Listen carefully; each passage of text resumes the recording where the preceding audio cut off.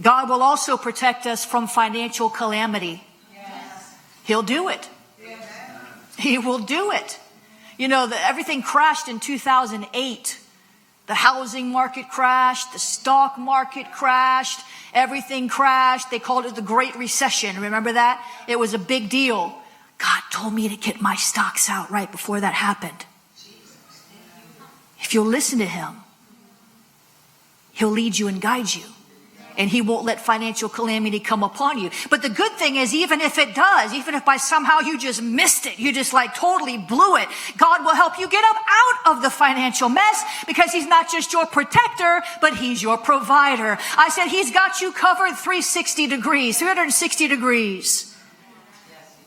Malachi said when you tithe and give offerings, God will rebuke the devourer. In other words, he will save you from financial calamity.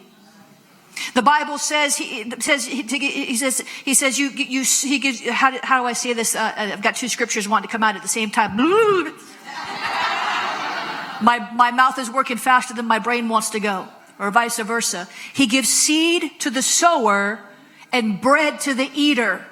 So he has, even in financial calamity, in times of great famine or financial distress, he'll still give you seed if you have a heart to sow.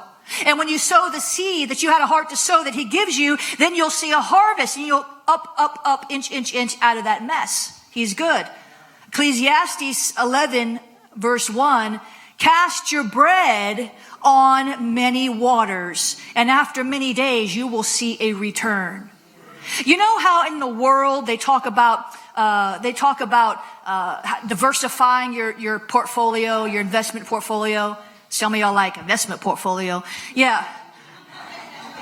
Like I'm just trying to pay my bills. What you talking about, woman of God? Investment portfolio. They tell you in the world to diversify your investment. So you get some tech stock, you get a 401k, maybe invest in some real estate, whatnot. Because that means that if one goes down, you know you're safe. You don't blow it all at the same time. Well, I have a similar sowing strategy in the kingdom. I diversify my giving, not because one ministry is better than the other, but because ministries go through times of ebb and flow, right? Everything in life comes ebb and flow. And so if I'm sowing to Chuck Pierce Gloria Zion, and I'm sowing to Christian International, and I'm sowing to a Teen Challenge, and I'm sowing to A21, Christine King rescuing sex trafficking, and I'm sowing to digging water wells in Africa, and if I'm sowing to all these places, I feel like I don't know the best way to say it in a churchy kind of way, but I'm just covering all the bases, right? Whatever God's breathing. I remember a few years ago, every time I opened the Bible, it would talk about, giving to the poor. Every time. Well, after about a week, I figured God must be trying to say something.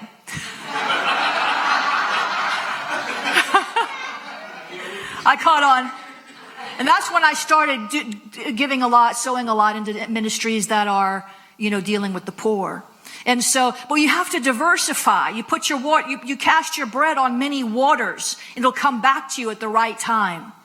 That's how part of the way that God protects your harvest, right? God will also protect you.